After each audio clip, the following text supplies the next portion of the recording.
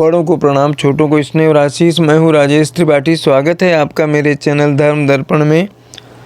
आपसे आग्रह है कि कृपया मेरे चैनल के वीडियो लाइक और शेयर कर लिया करें, और अगर अब तक सब्सक्राइब नहीं किया तो मेरे चैनल धर्म दर्पण को सब्सक्राइब कर लें।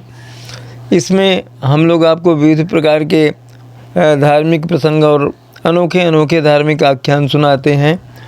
आज का हमारा विषय है केवट जो था, उसने जब भगवान राम को गंगा पार करने से यह कह कर के मना कर दिया कि मैं जब तक आपके चरण नहीं पखार लेता मैं आपको गंगा पार नहीं कराऊंगा, अपने नाव में नहीं बैठाऊंगा, क्योंकि मुझे पता है कि आपके चरण रज लगने से पत्थर की शिला जो है वह नारी बन गई।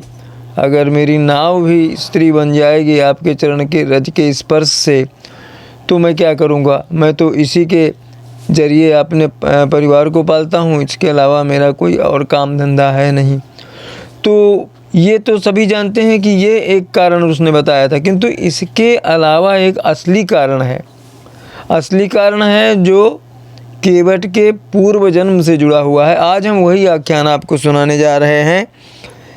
तो उसका हमने शीर्षक दिया केवट के रामचरण पखारने के हठ का असली कारण क्या है। जिन लोगों ने गोस्वामी तुलसीदास रचित रामचरितमानस पढ़ी है या इस पर आधारित फिल्म और धारावाहिक देखे हैं, वे इसमें निहित केवट राम संवाद से अवश्य परिचित होंगे। केवट रामायण के कथानक का एक प्रमुख पात्र है। आप यह भी जानते होंगे कि गंगा पार कराने के लिए केवट ने प्रभु राम के सामने यह हठ की थी कि जब तक वह राम के पाँव नहीं पखार लेता तब तक वह उनको नदी पार नहीं कराएगा, अपनी नाव में नहीं बैठाएगा। उसने तो यहाँ तक कह दिया था कि चाहे लक्ष्मण मुझे वाणी ही क्यों न मार दें, मुझे आपके पिता दशरथ की सौगंध है, मैं आपके चरण पखारे बिना आपको नाव में नहीं बैठाऊंगा, आपको गंगा पार नहीं ले जाऊंगा। इस बारे में रामचरितमानस में तो यही उल्लेख है कि केवट ने प्रभु राम से यही कहा कि आपकी चरणों की धूल बहुत चमत्कारी है। उसके छूने से पत्थर बनी गौतम ऋषि की नारी अहिल्या फिर से स्त्री बन गई। मेरी नाव तो काठ की बनी है, वो भी स्त्री बन जाए तो मैं फिर अपना परिवार कैसे पालूंगा? मेरा सहारा तो मेरी नाव ही है। मैं चरण पखार लूँ, उसमें लगी धूल धो लूँ, फिर आपको पार ले जाऊंगा। हम लोग मात्र यही कारण जानते हैं केवट के हठ का, लेकिन अगर हम कहें कि उसकी हठ की कथा उसके पूर्व जन्म से जुड़ी है तो आपको अवश्य ही आश्चर्य होगा। संभव है आप उस कथा को न जानते हो जो हम यहाँ सुना रहे हैं। ऐसी मान्यता है कि जब सृष्टि का प्रारंभ हुआ उस समय केवट का जन्म जो है वो कछुए के रूप में हुआ था। उस समय पृथ्वी पूरी तरह से जलमग्न थी, जल में डूबी हुई थी। केवट से जुड़ी पौराणिक कथा के अनुसार केवट ने कछुए के रूप में मोक्ष पाने के लिए भगवान विष्णु जी के अंगूठे को स्पर्श करने की कोशिश की थी। क्षीर सागर में जब शेष सैया में शायद थे, सोए हुए थे भगवान विष्णु, और लक्ष्मी उनके पाँव चरण दबा रही थी, किंतु वो सफल नहीं हो सका भगवान विष्णु के चरण छूने में। कछुआ जो था, कछुआ केवट का पूर्व जन्म। इसका कारण ये था कि जब वो विष्णु के चरण के पास आता तो कभी लक्ष्मी जी उसे भगा देती, तो कभी शेषनाग पुकार कर डरा देते।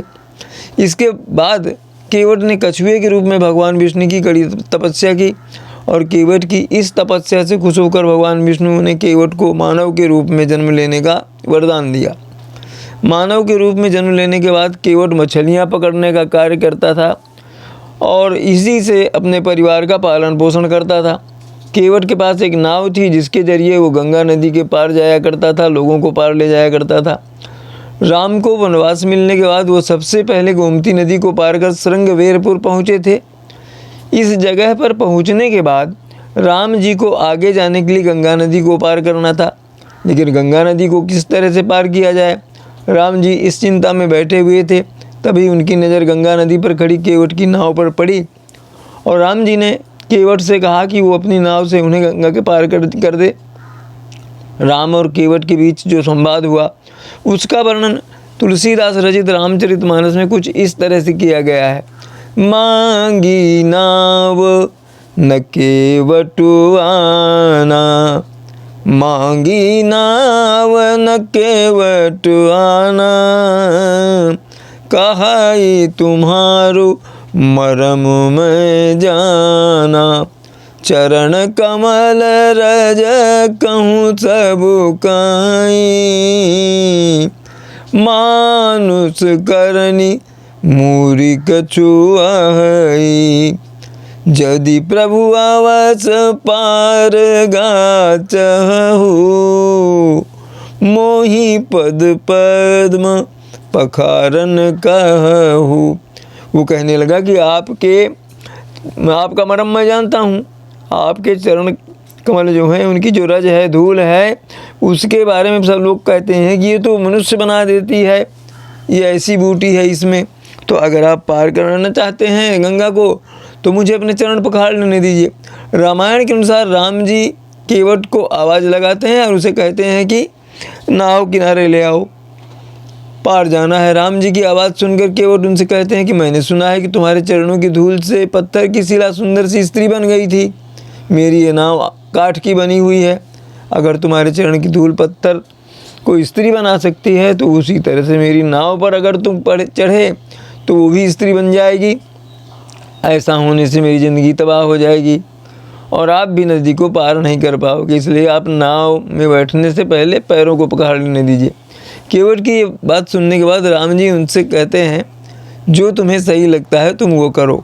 इस तरह से केवट ने आखिरकार विष्णु जी के अवतार यानी राम जी के पैरों का स्पर्श कर लिया और उनके पैरों को अच्छे तरह से धोने के बाद वो राम, माता सीता और लक्ष्मण को गंगा नदी के पार ले गया। पूर्व जन्म में जब कछुए के रूप में वो विष्णु का चरण स्पर्श कर मोक्ष पाने में सफल नहीं हुआ तो विष्णु भगवान ने उससे कहा कि त्रेता युग में उनको यह अवसर देंगे। उसके बाद एक युग से भी अधिक काल तक अनेक जन्म लेकर केवट ने भगवान की तपस्या की और अंत में त्रेता युग में केवट के रूप में जन्म लेकर भगवान विष्णु जो राम के रूप में अवतरित हुए थे उनकी केवट ने चरण धोकर सेवा की और उनको गंगा पार ले गया और अपने भी परिवार और पूरे पूर्वजों को भी उसने उद्धार कर दिया। तो ये थी कथा उसके हट की, केवट के हट के पीछे एक वजह ये थी, पूर्व जन्म के उसकी जो तपस्या अधूरी रह गई थी, प्रभु के चरण स्पर्श नहीं कर पाया था। तो इस जन्म में त्रेता युग में भगवान राम के चरण पखाड़ करके उसने अपनी वह जो आकांक्षा थी, मनोवांछा थी, वो पूरी कर ली। तो ये थी आज की कथा। अगले फिर किसी इसी तरह के प्रसंग में आपसे नए किस वीडियो में मिलते हैं। तब तक के लिए प्रणाम, नमस्कार।